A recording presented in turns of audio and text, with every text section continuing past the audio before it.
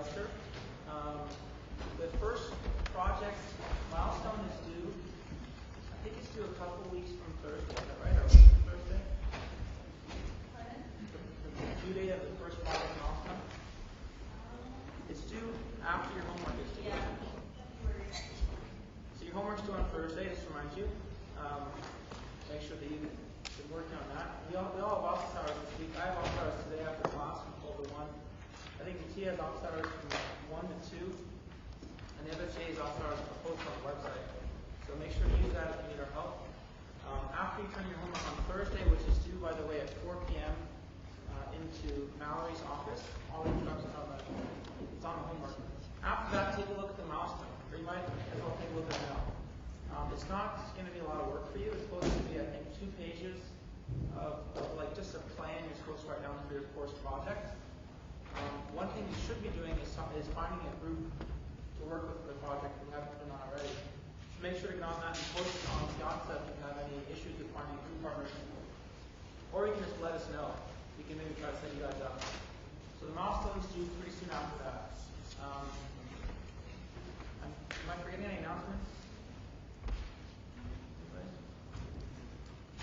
think that's it for announcements. You have a quiz as always after today's lecture, same as every lecture, but we're going to stop emailing out reminders. So it should be kind of ingrained in your mind to do these quizzes like 10 minutes after the lecture. If you have any questions about anything administrative before we start with the lecture?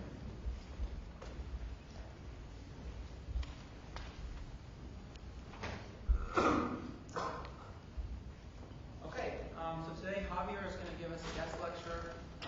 Unfortunately, Thursday I'm traveling again, something I couldn't avoid, but you're going to have one of your excellent TAs, and Tia is going to cover the Thursday lecture. So, yeah, let's get to it. Okay. Thank you, Ryan. So, first of all, I want to say that I'm extremely pleased to see so many people interested in convex optimization. It's really a treat. So just a quick word about myself. I am a professor of operations research at the Tepper School, and I've been working on optimization for a number of years now. In particular, convex optimization is a subject that is very, very close to my heart. So what we are going to talk about today is some canonical classes of convex optimization problems. So let me draw a little graph here to indicate, to have an idea of what we are doing. So I like to think that when Ryan was talking about what problems can be cast as optimization problems and what problems cannot be cast as optimization problems, there is a statement that is a little bit of a stretch, but a mathematician I met once said, practically every problem that you think of could be recast as an optimization problem. So optimization is a huge, huge, huge class of problems. Now, within optimization, we have convex optimization, which is what the subject of this course is. So this is convex optimization. Now, within convex optimization, there are, I would like to think about this as a hierarchy of different problem classes, and that's what we are going to talk about today. So linear programming is this subset of convex optimization. What we are going to talk about today is, well, linear programming. Then we'll talk about quadratic programming, which is an enlargement of linear programming. So you can think about quadratic programming as something like this. And then we will have second order cone programming, and then semi-definite programming that stretches much farther. And those are the, the topics that we will be talking about today. So before we get started with that, just a quick recap of what Nicole did last time. So she spoke about various things, but one of the key points that she mentioned last time was the first order optimality condition for convex optimization. And the picture there summarizes what that is, right? If you want to write it in, mathematical terms, what that condition says is that x, wrong pen, x solves this problem, mean fx, x in C. Let me put a bar here. this happens if and only if the gradient of f of x, actually the negative of that is in the normal cone to C at x bar. And then she also spoke about some equivalent transformations like partial optimization, change of variables, eliminating equality constraints. And in a couple of places in the lecture today, we'll talk about those. All right, so again, this is the plan, and those names correspond to this. Think about that picture. Linear programming, that small subset, quadratic, second order, and semi-definite. So let me start with linear programming. Okay, so this is what a linear program looks like. In some sense, linear programming is like the simplest type of convex optimization problem that you can think of. So recall that from previous lectures, a convex optimization problem is a problem like this. We have a convex objective, some convex inequality constraints. So let me put this g of x less than or equal to d, let's say, and then some affine equality constraints, right? So this is a convex optimization if f and each one of the g i's are convex. So linear programming is like the simplest type of convex optimization problem where your objective and all of your inequality constraints are convex. So it's obvious that that's a convex optimization problem because linear functions are convex. So as I was thinking about what I was going to tell you today, this is kind of going back memory lane. So linear programming really has a very interesting history. It was, I guess, it's attributed primarily to George Danzig. George Danzig was a mathematician. When he proposed linear programming as a mathematical model to solve problems, at that time he was working at the Air Force, and it was inspired by some military operations.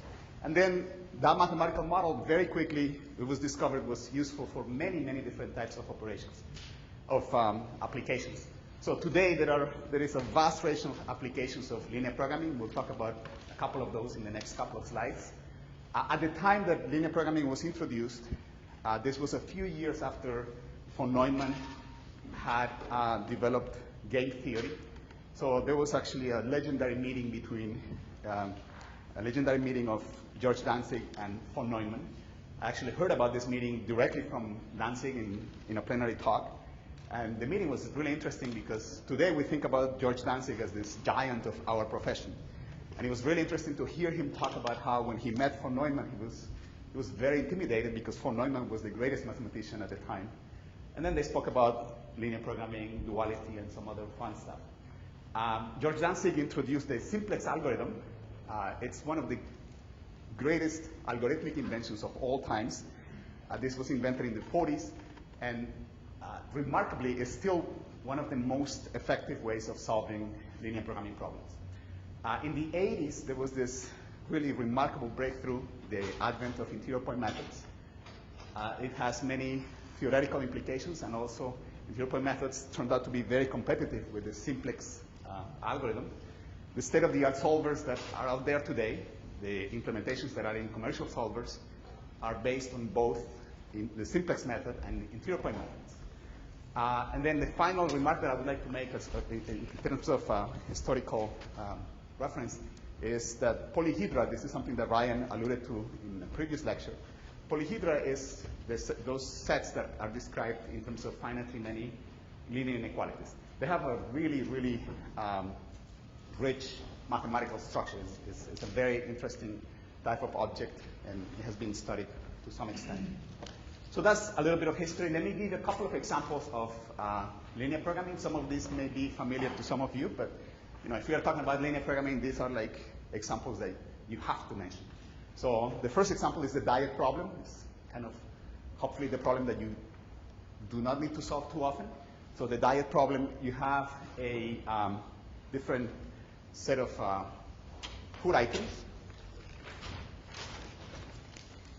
So you have different foods. Let's think about the foods as the columns here. So each one of these guys is food J.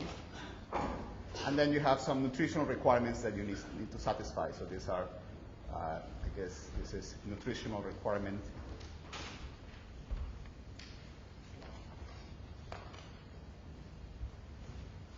So you want to create a diet that satisfies your nutritional requirements that has the lowest possible cost. Okay? So here, the linear programming formulation is my variables are the amounts of each food in the diet. The objective is the cost of the diet, and the constraints are each one of the nutritional requirements.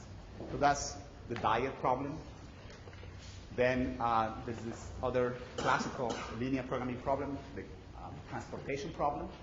So this is a particular type of network shipment problem. You have some sources and some destinations. And then you need to get some commodity from the sources to the destinations. And in principle, you can procure any destination from any source. Okay, so each destination here, let's say destination I has a demand. Each destination J has demand DJ. Each source I has supply SI. And then shipping 1 unit of the commodity from I to J comes at a cost Cij. So here, the problem is to decide how we arrange our shipment of the commodity from the sources to the destination. We want to minimize the total cost of those entire set of shipments. We want to not exceed the supply at each one of the sources. So if you think about the shipments that come out of source I, you have to add over all the shipments to all of the destinations. And then at each destination, you want to satisfy the demand. So you want to ensure that all the shipments to that destination are at least greater than or equal to that demand. So that's the transportation problem. These two are very old, kind of old hat examples of linear programming models. Let me talk about one that is a bit more interesting, more modern, and that is L1 minimization. So L1 minimization, how many of you have heard of this business of L1 minimization? Okay, a good number of you. So L1 minimization is it's kind of at the core of compressive sensing. It's a heuristic that was introduced by Candace and Tao to find a sparse solution to an underdetermined system of equations. So here, if you think about the system of equations, the lower part, the constraints, AX equal to B is going to have far fewer constraints, far fewer equations than variables. So it's an underdetermined system. Typically, we all learned in high school or maybe earlier that such a system has infinitely many solutions typically. But then if you want to find a sparse solution, that is a very difficult combinatorial problem. This is a heuristic to solve that combinatorial problem. If you try to solve the combinatorial problem, that is incredibly difficult. It's an NP-hard problem. This is a linear programming problem that is infinitely easier to solve. And then Candace and Tao showed that this heuristic works extremely well. Okay? They formally proved that this recovers a sparse solution with high probability, with certain caveats. So that is a linear programming problem. Maybe it's not obvious the first time you see it, so let me, since this is the first time some of you may be seeing this, let me show you how that works. And this actually is going to use something that Nicole mentioned last time. So the key here is to observe. So observe that given x, the one norm of x, we all know what the one norm of x is, right? It's the sum of the absolute values of the components of x. But I can write this one norm in the following fashion. I can write this as the minimum of the sum of the components on some vector y. So let me introduce a new set of variables y. And then as constraints, I'm going to write that y be greater than or equal to x and y be greater than or equal to minus x. So if you think about it for a moment, the problem on the right, the two constraints here, these two constraints imply that for each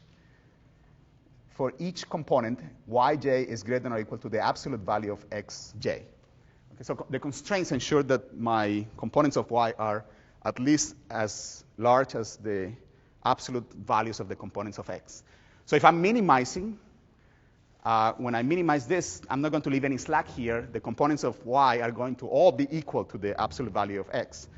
And that is exactly why this is going to hold. The one norm is going to be equal to that. So now if we want to think about how we formulate that, we use, again, something that Nicole mentioned last time. So this is if we minimize only over y. So if I now think about minimizing over x and y, this part, right?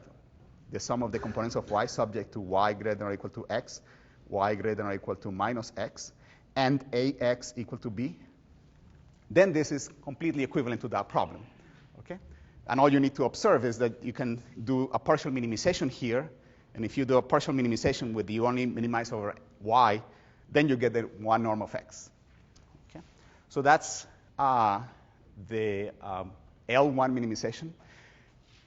Now, in this model, we want to find, the purpose of this model is to find a sparse solution to the system of equations ax equal to b.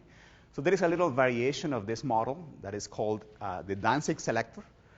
The Danzig selector has the motivation for the Danzig selector is that if we think about the L1 minimization, and if we think about the context where this comes up typically, L1 minimization, again, the context where this comes up is compressive sensing, right? So the solution, the sparse solution that we're looking for is some kind of signal, and the AX, the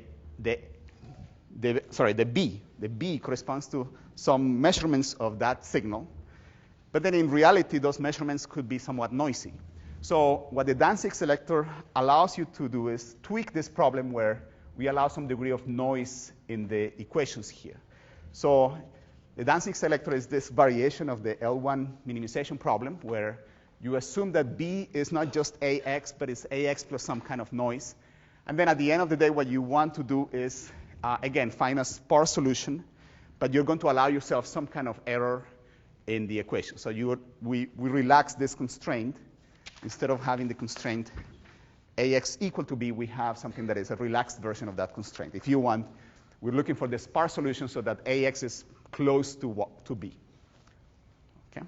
Now, if we use as a measure of closeness the infinity norm, then this, again, is a linear programming problem. So I guess the key here is that in the Danzig selector, if you think about the constraint that we are throwing in there, right? A transpose B minus AX, infinity norm less than or equal to lambda sigma, right? That is equivalent, so we can rewrite that as A transpose B minus AX as a vector less than or equal to lambda sigma, vector of all ones, and greater than or equal to negative lambda sigma, vector of all ones. Okay? So if you use this observation, then it immediately follows that this is, again, a linear programming problem. Okay? Now, something interesting about linear programming is any linear programming problem can be written in this standard form. And I guess two things. First, why is that the case? And second, why do we care about that being the case? So if you think about any kind of problem, any linear programming problem, so for example, if we have this problem, mean, let's say Cx, and let's say that we only have equality constraints. Okay? Let's say that we only have dx greater than or equal to d, for example. So how do we rewrite this problem as in standard form? There are a couple of tricks that are just the routine kind of steps. So we can rewrite this, first add slack variables. So again, this is something that Nicole mentioned last time. So by adding slack variables, we can rewrite this as we can convert the inequality constraints to equality constraints. So essentially just push the inequalities to the slacks. So this is, we can rewrite it then as Cx, but we are adding some slack variables s, and therefore the constraints now are written like this, right? Now, this is not yet in standard form, because in standard form, I need to have the constraints be equality, and I need to have the variables all be non-negative. But to make the variables non-negative, this is kind of, again, a routine transformation. We can replace x with the difference of two variables, y and z, where y and z are non-negative. I can always do that, right? Y is the positive part, z is the negative part of x. And then we can rewrite the problem, rewrite the original problem as follows.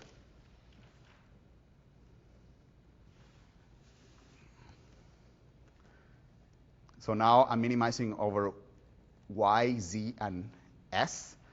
And this is going to be C transpose y minus z. And then d y minus z minus s equal to d, and y, z, and s greater than or equal to 0. So now if you think about it, the problem is in perfect standard form. Now, why do we care about standard form? It's for convenience. It turns out that probably Danzig was the first one who realized that if we write the problem in standard form, then describing an algorithm for it, it can facilitate the process of writing an algorithm. And then studying the problem also becomes somewhat easier if we stick to one particular form. In particular, I want to notice the following. If we revisit the optimality conditions that Nicole mentioned last time, so remember the optimality conditions for convex optimization. So this is something kind of neat. If you think about the optimality conditions for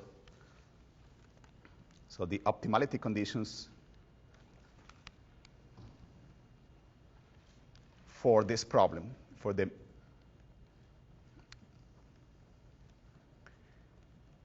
linear programming problem in standard form. So think about this. In this case, so in this case,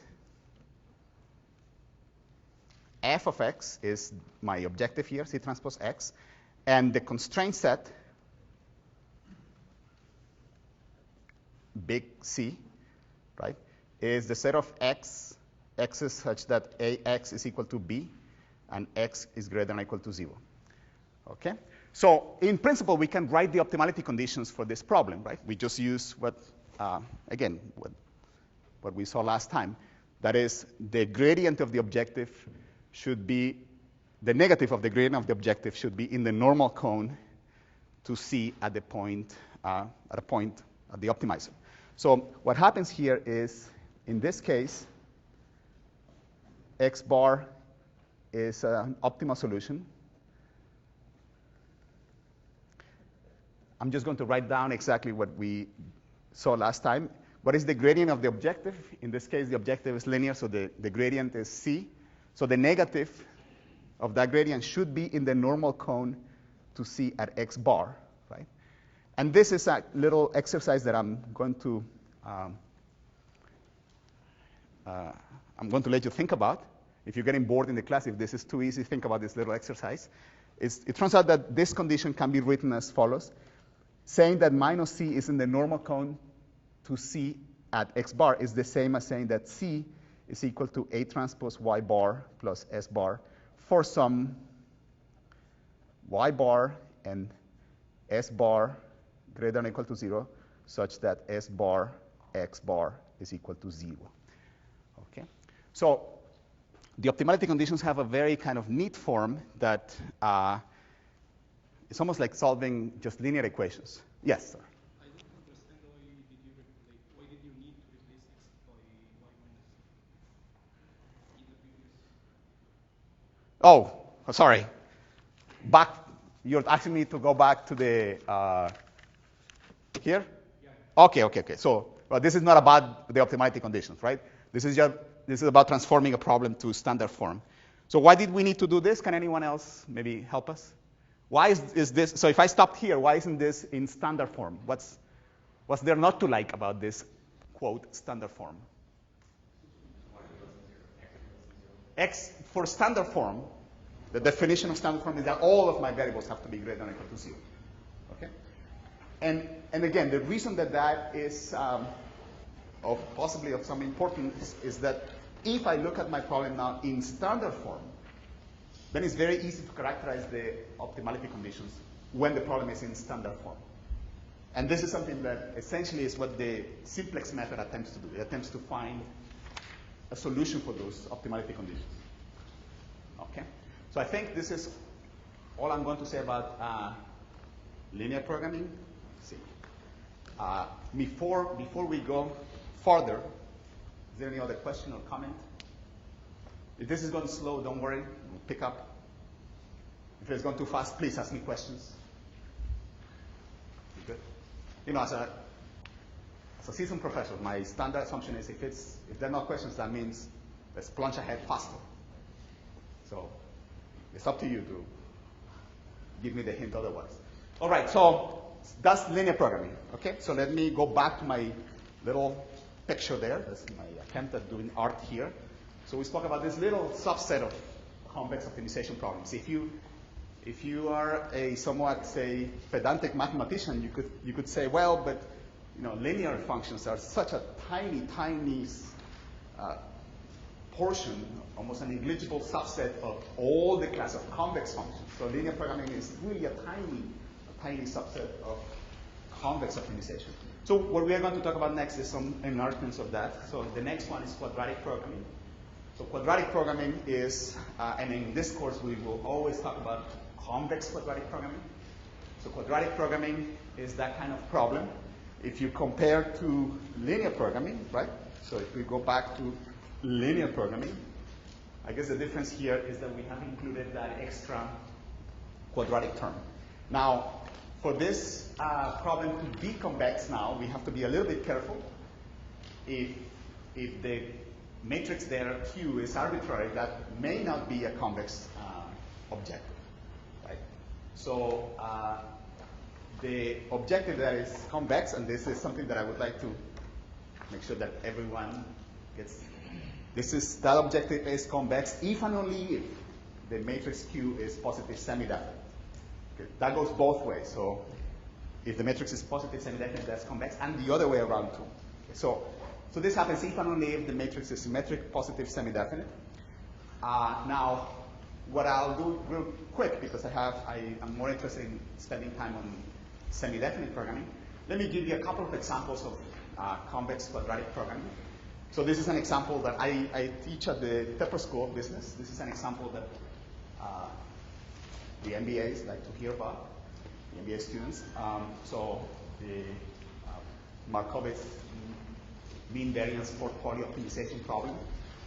The objective of this, or the goal of this model is this is a model for the problem of investing in a risky set of securities. So here, the objective has that form. It's a maximization of the expected return of your portfolio minus some risk aversion times the variance of your portfolio. So mu here is a vector of expected returns. The linear term is vector of expected returns. The quadratic term is the variance of the return of the portfolio. And then the variables are the portfolio holdings.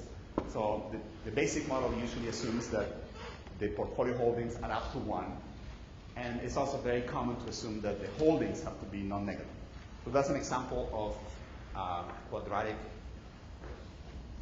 programming problem.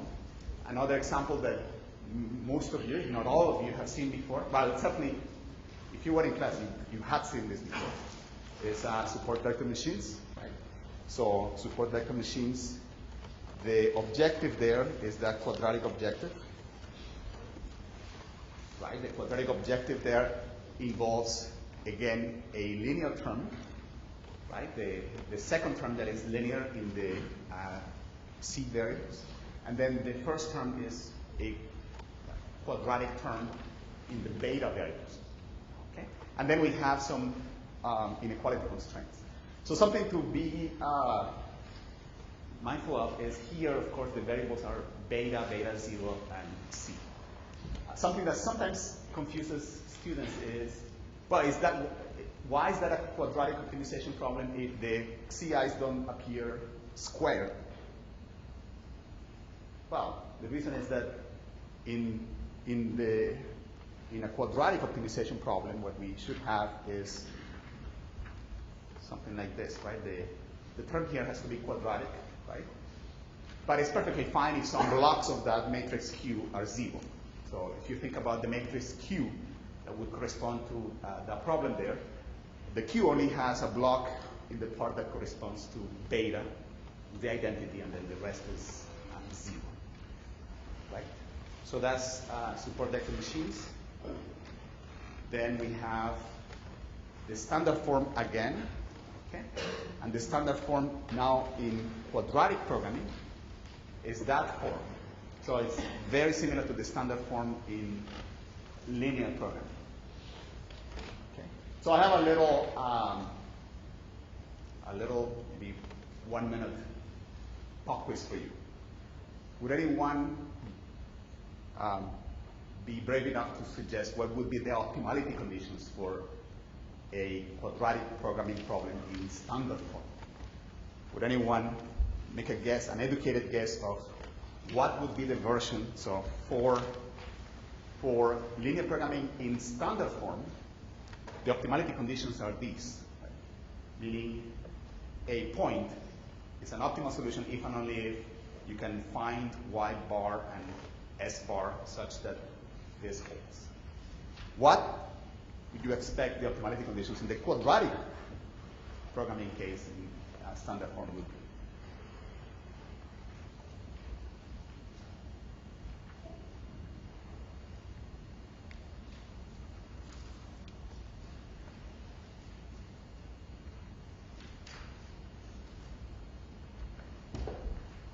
Don't be shy. We are all learning, so wrong answers are part of the learning process. Good answers have a little bonus, of course. Luckily, at least there are 2 people here who know the right answers. So,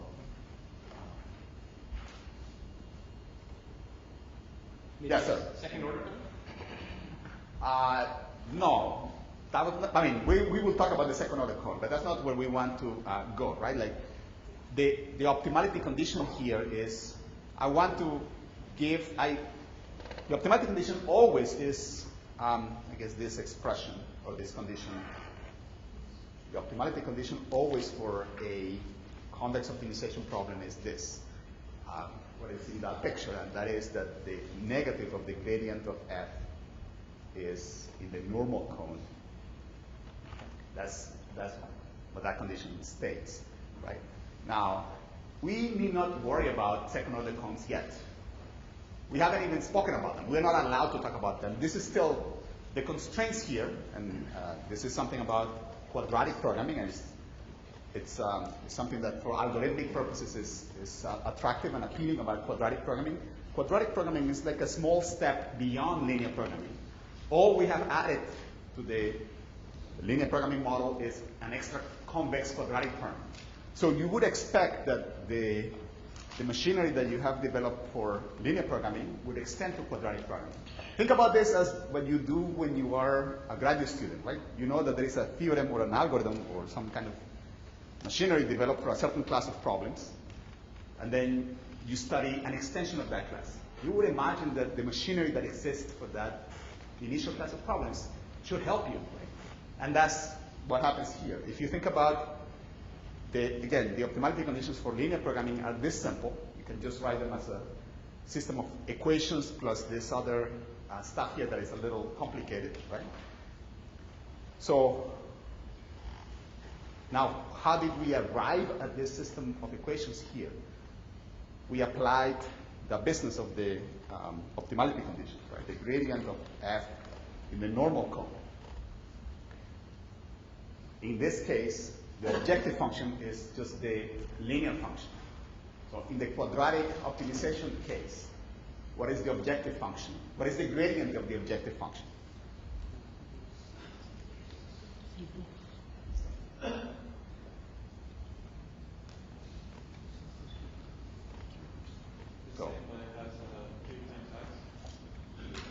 QX, excellent. Yes, so let's add this in red.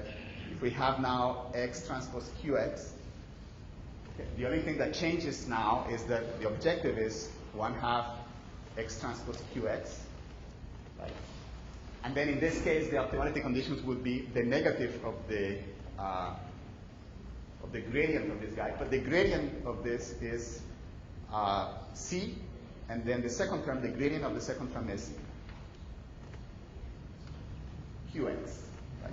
So the optimality conditions would be QX bar plus C. I guess I should put a bar here. I'm talking about X bar as an optimal solution. QX bar plus C equal to that. Okay.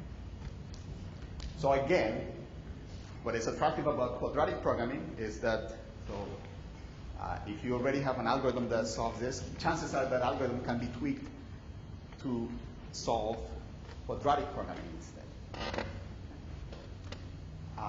All right, so that's quadratic programming. Now, let me talk about semi-definite programming. And this is a huge step. Okay, so this is a massive step. Again, I'm going to draw my picture again because I really want to drive a point of how massive a step this is. So we have convex optimization. We have linear programming, this tiny little cell there. Quadratic programming is a little bit bigger. And now semi-definite programming is going to be a lot bigger. It is so big that we still are figuring out exactly how far it goes. It's something that we still are kind of realizing how much bigger this is than those classes of problems.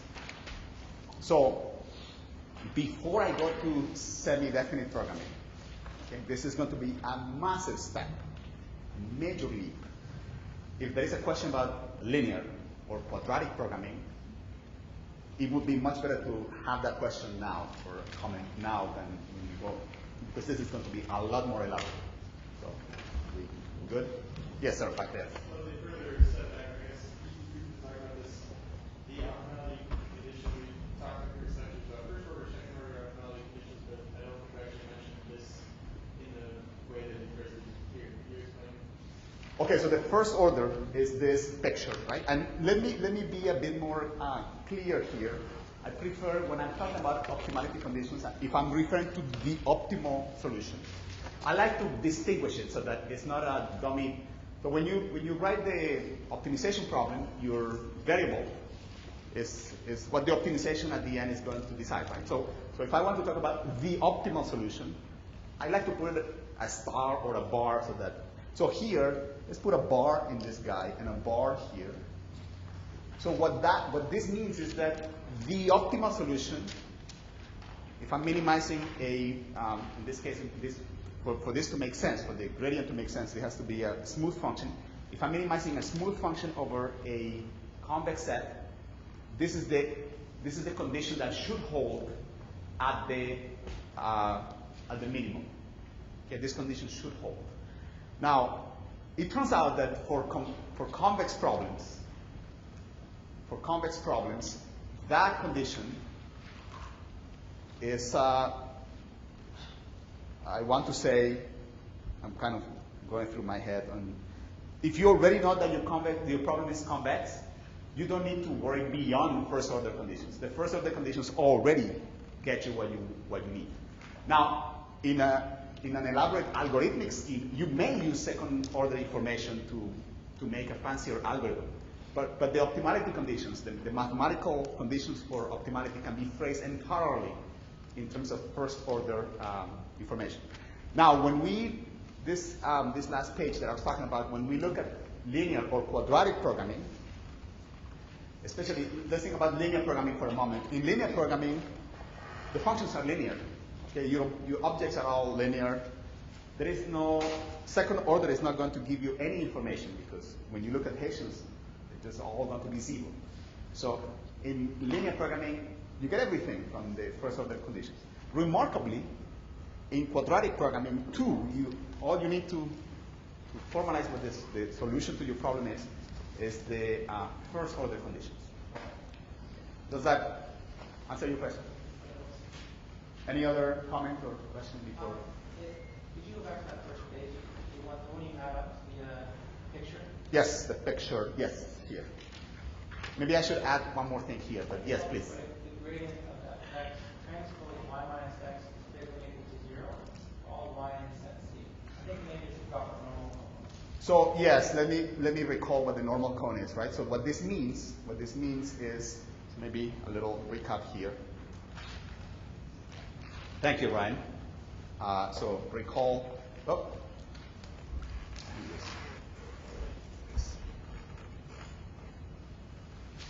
So if we have a vector in C, and C is convex, right? The normal cone, in case you had forgotten, and maybe I should have mentioned this. The normal cone is this set of vectors, let's call it G, right? Such that when we take G, y minus x bar, this is less than or equal to 0 for all y in C. Okay? So if we, again, the optimality conditions again, if we minimize this, x in C, x bar solves this problem, implies that the negative of f of x bar is in the normal cone. Or put it another way, if we look at the gradient and multiply by, I guess the negative of the gradient, and multiply this way, this should be greater than, less than or equal to 0, or another way of saying this is, if I multiply now, this has to be greater than or equal to 0 for all y in C. Okay. So that is what that means. Okay. All right. Any other comment or question? We are about halfway through, so. Good. All right. I'm now sort of warmed up, so I just want to plunge ahead. So, the break sometimes I feel that just, if someone badly needs a break, this always works, some kind of intimidation, peer pressure. So if anyone really needs a break, you can ask me now. If you don't, then we can plunge ahead. Okay, good. So let's talk about semi-definite programming. This is, every time I revisit this subject, I am reminded of how incredibly beautiful this is. This is really a work of art. So let's go back to linear programming. Okay? And if you think about linear programming, I guess what is key about linear programming is that first block of constraints, the inequality constraints. Other than that, we're just playing with linear equations. What makes this interesting is the fact that we have those constraints, the inequality constraints. So one way of thinking about this, the extension from linear to semi-definite programming, is that we are going to generalize this model by changing the order, less than or equal, in that constraint, to a different kind of order in some vector space.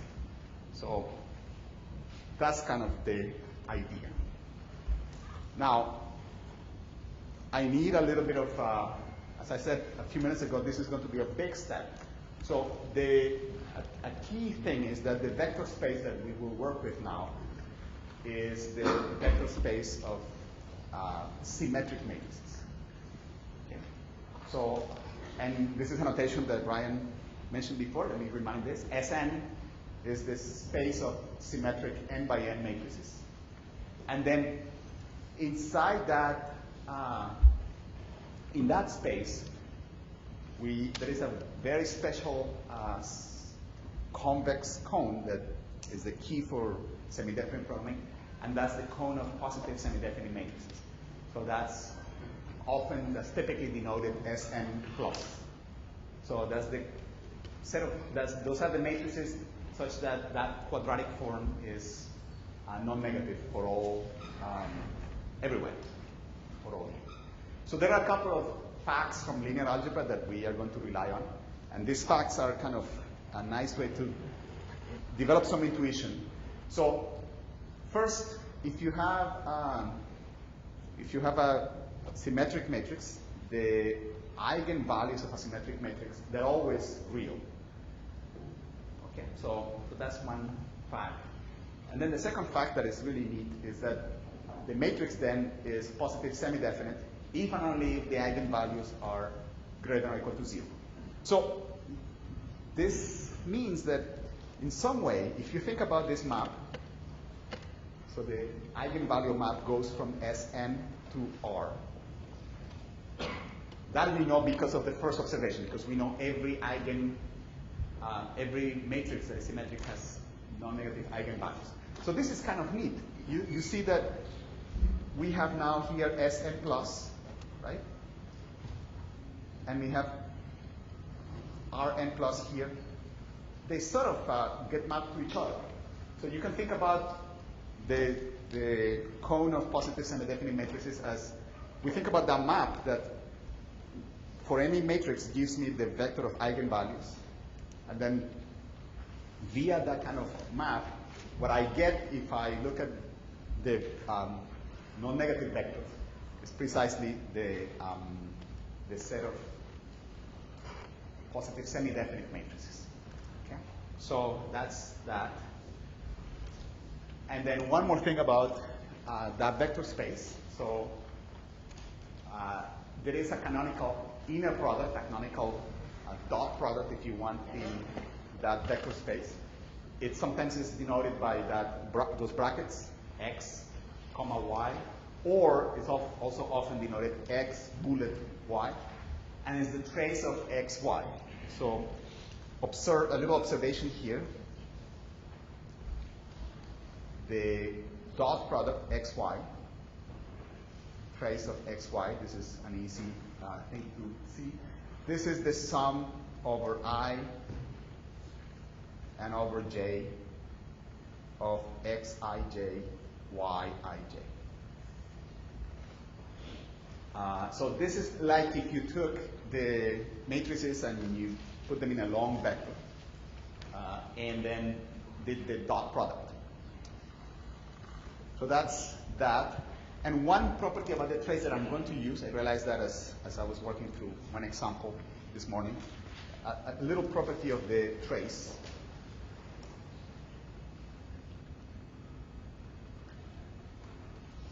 If you take the trace of,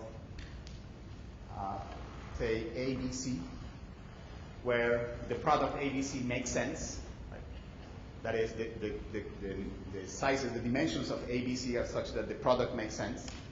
And for us to be able to take the trace, at the end, the product also has to be square. So as long as the dimensions match, this is kind of neat. The trace of this guy is equal to the trace of BCA. So we can rotate. I guess maybe I could have written that just as trace of AB equal to BA. But I like it with 3 because that's how we often use it. So that's a little property that I'm going to use. All right, so now with that preamble, I'm ready to define what a semi-definite program is. So here's what a semi-definite program is. A semi-definite program is an optimization, let me keep this here, an optimization problem of that form. Now for reference, let me put back linear programming here.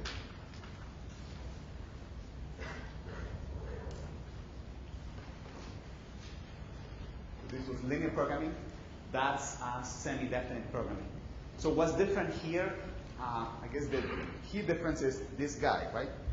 This constraint now we have rewritten, we have replaced by that kind of constraint. So let me make a little note here. I guess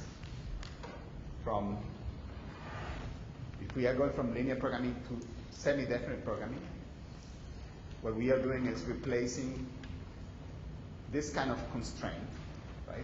Dx less than or equal to d, which, oh, by the way, I forgot to write something. I forgot to mention something here. I had it in the slides, but I got ahead of myself. So sorry, let me backtrack for a moment. I should have said this. So yes, the interior of the of Sn of the cone of positive semi-definite matrices is the cone of positive definite matrices. And then the cone of positive semi-definite matrices defines this order, the loner ordering. We say that x is greater than or equal to y, and I think Nicole mentioned that last time, if the difference x minus y is positive semi-definite. So very much the way that we say that a vector x, little x, is greater than or equal to a vector little y if the difference x minus y has non-negative components. Likewise here.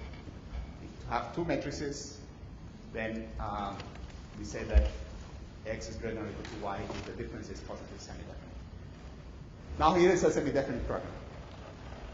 Okay, so in a semi-definite program, the key is that we replace this, which this condition we can rewrite. If you think about this, this is the same as saying that if we look at the columns of, if we take a combination of the columns of D, this is less than or equal to D. Right? So replace that with this condition that the sum of some, a combination of some symmetric matrices be less than or equal in this order to a given symmetric matrix. Okay. So this is called, this thing is some linear inequalities. Right? Linear inequalities. So as an analogy, this is called a system of linear matrix inequalities. This is a linear matrix inequality. This is kind of the terminology in control. It's a linear matrix inequality. Now, something that may take a moment to do, I'm going to let you think about that. Like a linear program, a semi-definite program is also a convex optimization problem. Okay. And a little hint, this is using some of the machinery that Ryan introduced maybe a couple of lectures ago. If you think about, we already know that the positive semi-definite cone is convex. So when you think about the feasibility set here, the set of x's such that the constraints hold, that's also convex. Think about why that holds. Okay, so that's semi-definite program. Maybe a little personal anecdote. The first time that I saw that, I was a PhD student, and I thought, oh, well, that piece of cake, right? We took linear programming, just replaced that non-negative orthogonal cone with that. Well, it turns out that this, again, is a massive step. And in particular, the mathematics of semi-definite programming are far, far more complicated than the mathematics of linear programming. All right, so here is something about the standard form. So remember the standard form in linear programming? This was just a little bit ago. So let's see, the standard form here. So this was the standard form in linear programming. So the standard form in semi-definite programming has a remarkably similar appearance. Right? We have, the variables now are matrices. So we have, the objective is a linear function of my variables. And then the constraints are some linear constraints in the variable x, some linear constraints on that, plus the constraint that the variable be positive semi-definite. So all we are doing, in some sense, is changing the case, right? Everything here was lowercase for vectors. We write it there now as uppercase for matrices. And the inequality here now becomes an inequality for matrices, which is that curvy inequality, x greater than or equal to 0, x positive semi-definite. Okay. So let me do a couple of things here. I'm not going to have time to do it, to tell you everything that I would like to tell you about semi-definite programming. Yeah, can you explain why quadratic program is also an STP? I'm sorry, why linear programming is? Why quadratic program is also a STP? Oh, quadratic program. Let me hold. That's a great question. Let me save that question for maybe a couple of slides later when we talk about second order cone programming. The quick answer is quadratic programming is a particular case of second order cone programming, and second order is a particular case of semi-definite. So it's easier if we do it that way. But that's a good point. What is easy to do, much easier to do, is to see that every linear program is a semi-definite program. That's very easy. So if I have, let's say that I have only someone who speaks semi-definite programming, but I need to solve a linear programming problem. How would you go about attempting to translate this thing into a semi-definite programming problem? I transform my vectors here into something that is like matrices, right? So how could I do that? Any ideas?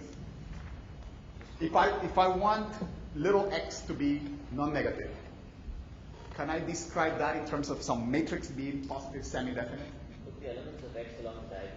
Exactly. So all we need to do to see that holds, so maybe I should just mention this quickly here.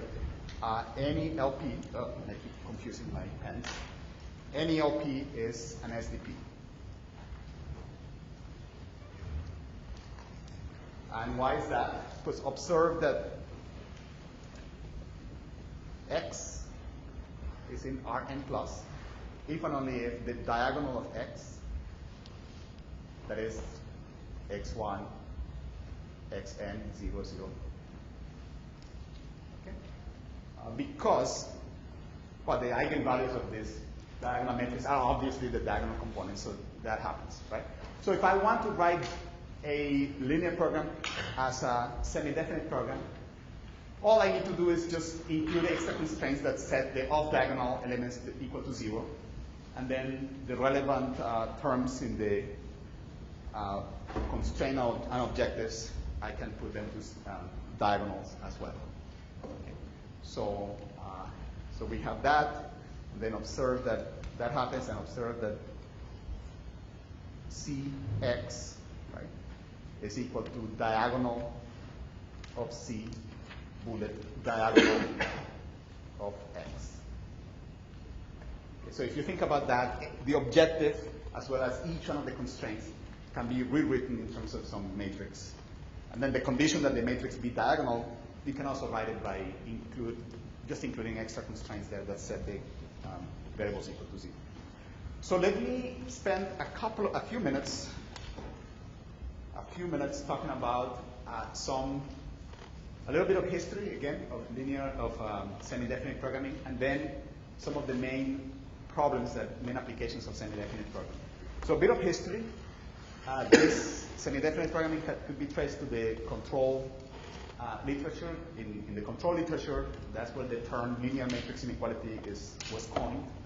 And this was studied in the 60s and 70s. There was this classical paper, this absolutely beautiful paper that Lovash wrote in the late 70s. The title of the paper, that's one of my favorite papers ever. It's called On the Shannon Capacity of a Graph. And in that paper, he introduced the so-called theta function. If you don't know who Shannon is or who Lovash is, you have to get out of here, and before you eat lunch, look up who those guys are. Right? Because they're like next to God. So Shannon and Lovash. So he wrote that paper. He introduced the theta function that has was very influential in information theory at the time. In the 80s and 90s, there was this development of interior point methods, algorithms for semi-definite programming. And then through the 90s, this was all the rage in optimization. All these developments of algorithms for semi-definite programming and new applications and so on. And things kind of cooled down in the late 90s. But then in this century, things have picked up again. And in particular, we keep finding more new algorithms and new applications for semi-definite programming in data and imaging science. So I'll mention two applications of semi-definite programming. One could really, without exaggeration, teach an entire course of semi-definite programming. It's an incredibly rich topic.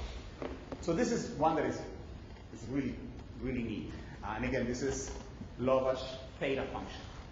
So the theta function is something that is a semi-definite programming. It's a semi-definite program that is really neatly related to certain combinatorial parameters of a graph.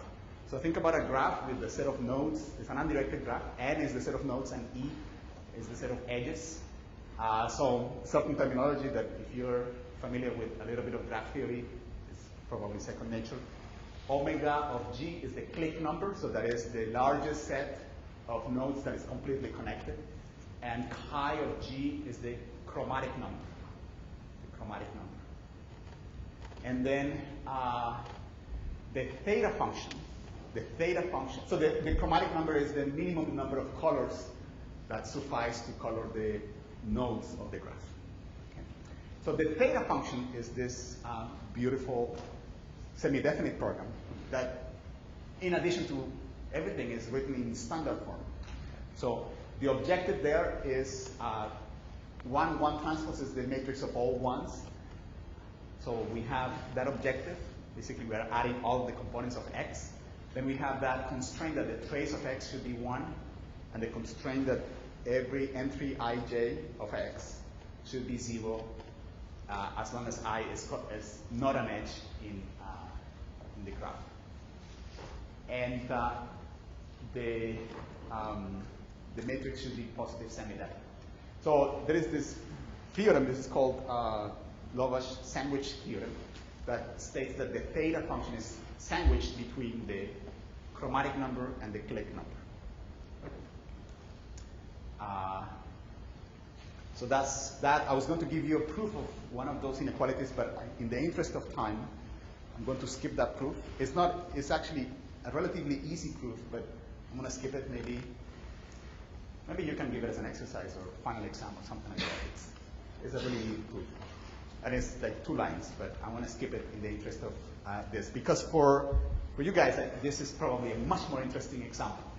So this is nuclear norm. So nuclear norm minimization. This is very analog to the L1 minimization that we spoke about earlier. The nuclear norm is a heuristic to find low-rank solutions for systems of equations in a matrix.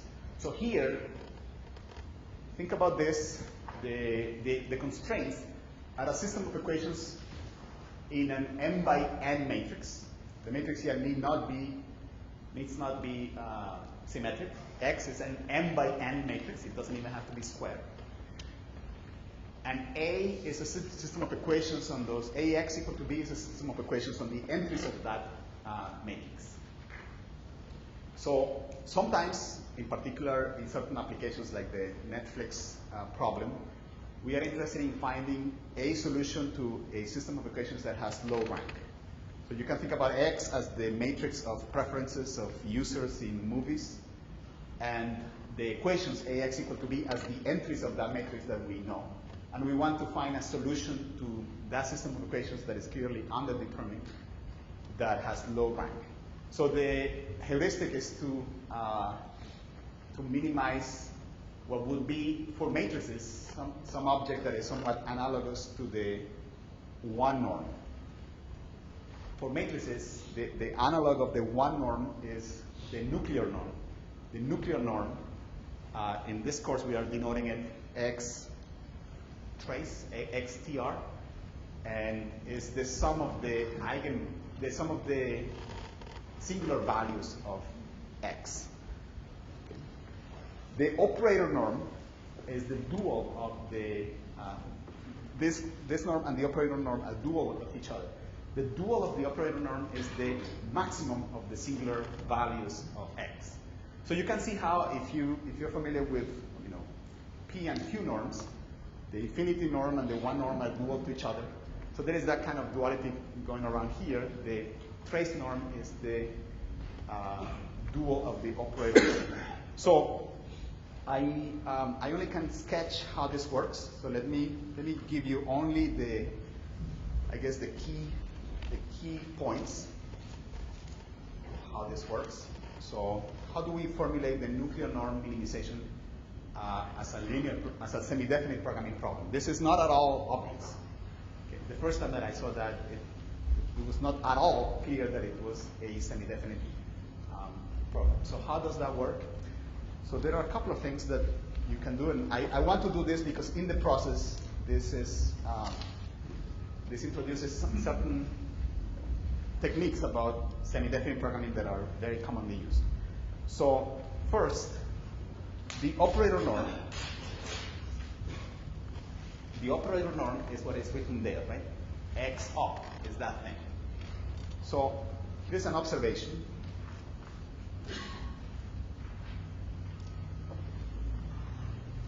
So suppose that here y is m by n. So the operator norm of y is less than or equal to 1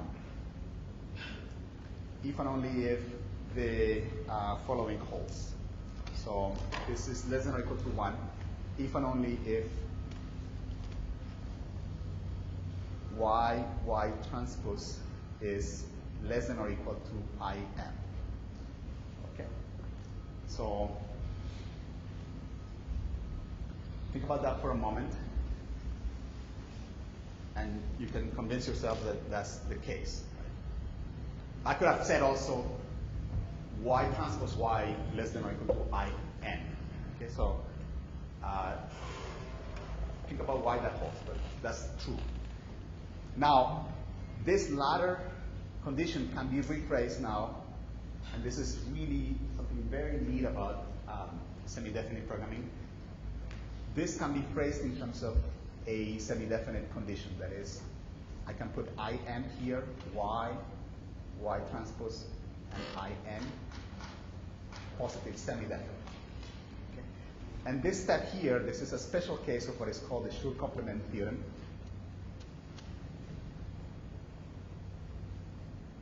So let me state what the Schur complement theorem gives you, because all we are doing here is applying this more general theorem.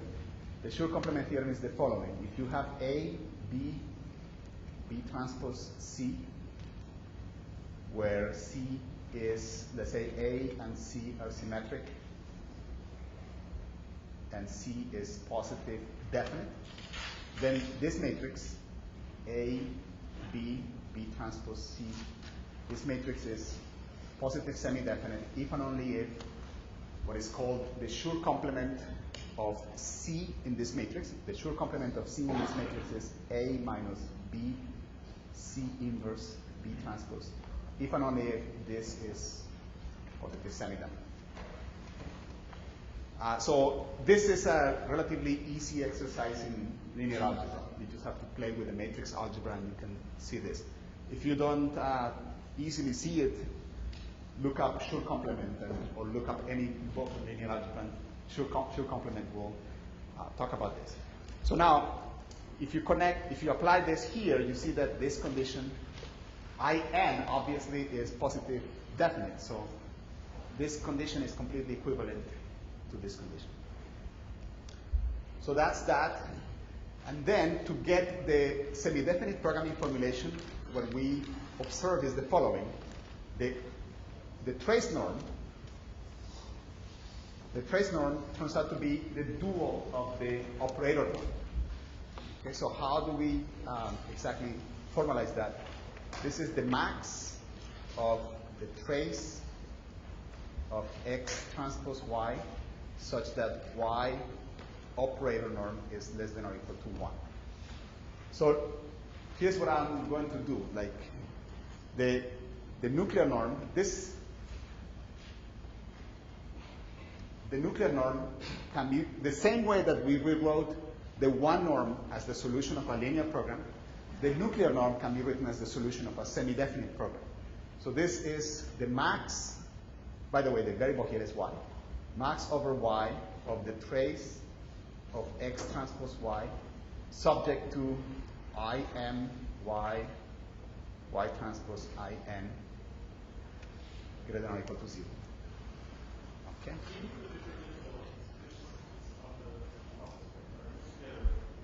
Sorry. Oh, yeah. There. Okay? So that's the trace. Sorry, that's the nuclear norm. Okay? Now, let's look at the problem that we want to solve, right? So if we were to plug this in there, there's a little wrinkle, right? Because this is not quite as good as with the one norm.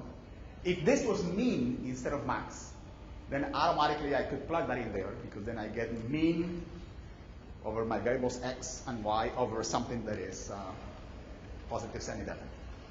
So instead, if I were to plug this in here for the trace, I get mean max. So that kind of creates a complication for me. So there is something that we are going to see later. This is what is called semi-definite programming duality. This problem, the maximization here is the same as the following. This is the same as mean over two new variables, W1, W2 of 1/2 IM W1, IN W2, subject to W1 X transpose W2 greater than or equal to 0. And once you observe that, then we're done, because then our nuclear norm minimization is, all you have to do is minimize over X, W1, W2, this thing plus the constraints.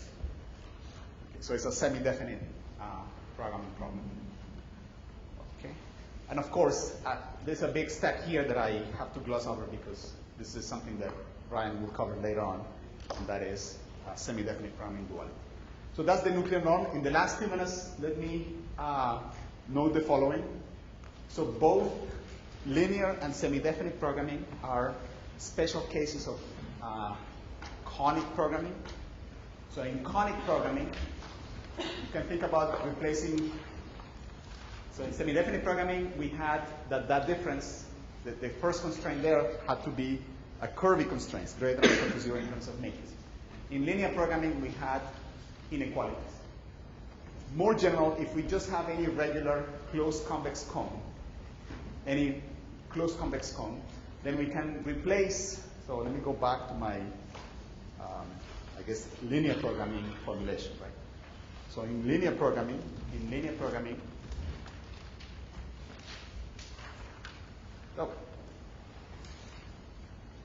here, in linear programming, this was the problem.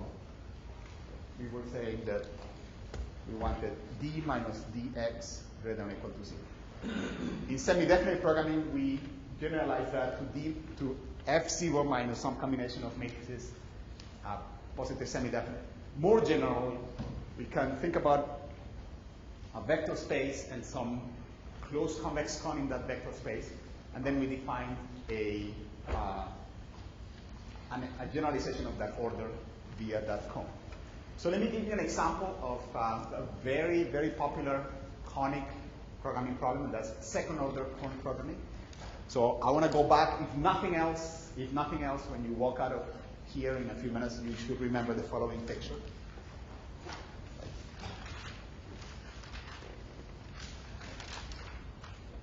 You had linear programming, quadratic. Second order is going to be here. This is going to be SOCP. So how is second order cone programming defined? The key is to work with that second order cone. This is the cone this is what you always think about when you think about a cone, the ice cream cone. Okay? And then a second order program is an optimization problem of this form. It's very similar to linear programming. Except that the constraint in linear programming now is replaced by second order cone constraint. Okay? Now you might wonder, okay, what does that get me? Oh, maybe before I go any further, again, there is the same business of standard form, and then it's easy again to see that linear programming is a special case of second order cone programming, and second order is a special case of semi-definite. But the key example that I want to give you, and with this I'll probably have to conclude because after this I'll be out of time. This response, so if you believe what I said here, the inequality second order cone programming is sandwiched between linear programming and semi-definite programming. You can see that all of this, that includes in particular quadratic programming. Because it includes something more general than quadratic programming. It includes convex quadratically constrained quadratic programming.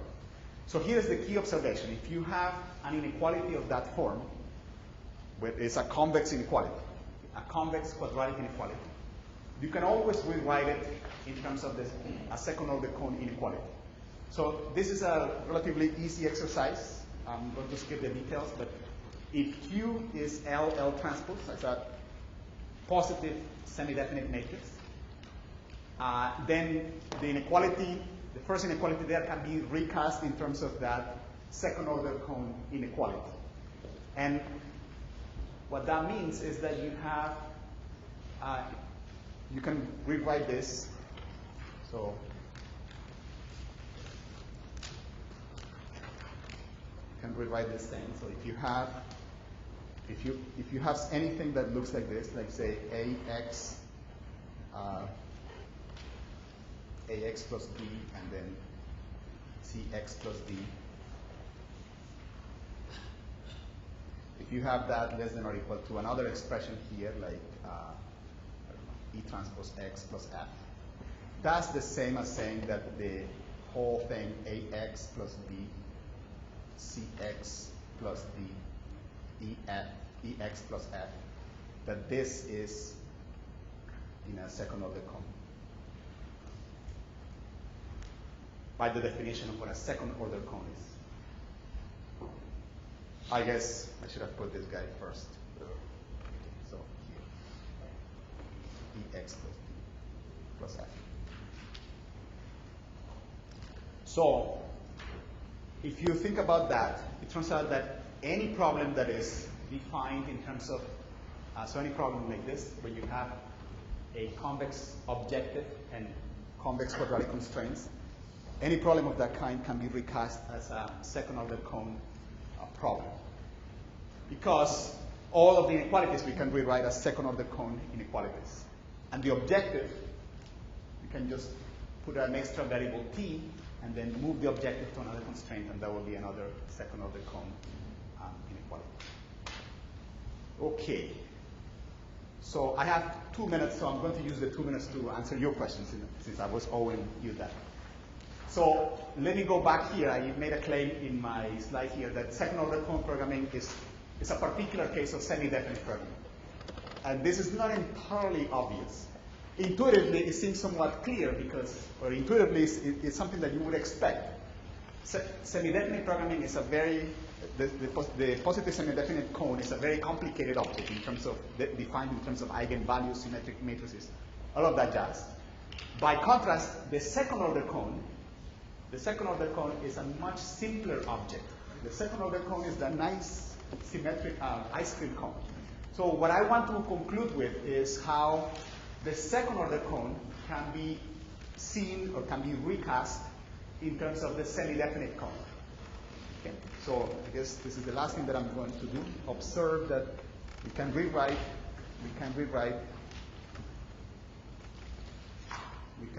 this inequality, x less than or equal to x0. That's the inequality for the second order cone, right? I guess x less than or equal to x0. We can rewrite it in terms of semi-definite programming. So how do we do that? The key is, if you think about x, the norm here, this is the, I should have said here, this is the Euclidean norm. The norm here is like the operator norm of x seen as a matrix. So by the Schur complement theorem,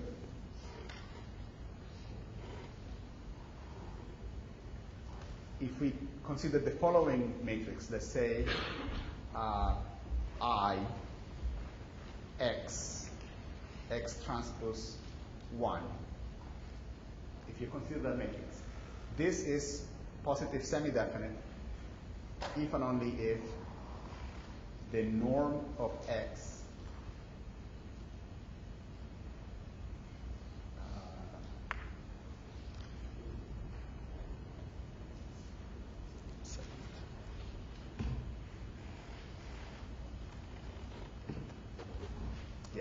So if and only if the norm of x is less than or equal to 1. So if you apply the sure complement theorem that I mentioned earlier, you can see that. So if I want to rewrite this inequality, I want to rewrite this inequality, x2 less than or equal to x0, this can be rewritten as x0 times the identity, x transpose x0, positive semi-definite. So I can replace any kind of second order constraints in terms of semi-definite constraints. Now, let me go back to my picture, because that's the picture that I want everyone to remember. And let me ask you a question. Many of you are computer scientists, or have some strong computer scientist training. So we have that hierarchy, right? So semi-definite programming really includes everything. So then we will see that there are algorithms to solve semi-definite programs. I told you in the historical remarks that there are algorithms that solve semi-definite programs. If we have algorithms that solve semi-definite programs, why should we bother to study smaller classes of problems?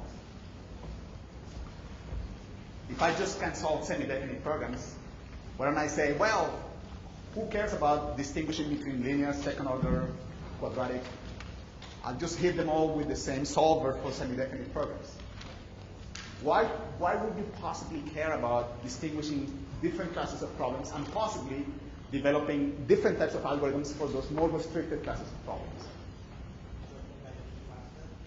Yeah, so the algorithms that are specialized to some particular class, of course, can take advantage of that class in other ways. So even though we have this hierarchy, and this is much bigger than this doesn't mean that the way to solve a second order Chrome program is rewrite it as a semi-definite program. It's interesting to see that we have that hierarchy. All right, and my time is up, so I'll stop here. I thank you all for your attention. There are some references there at the end, if you want to read more.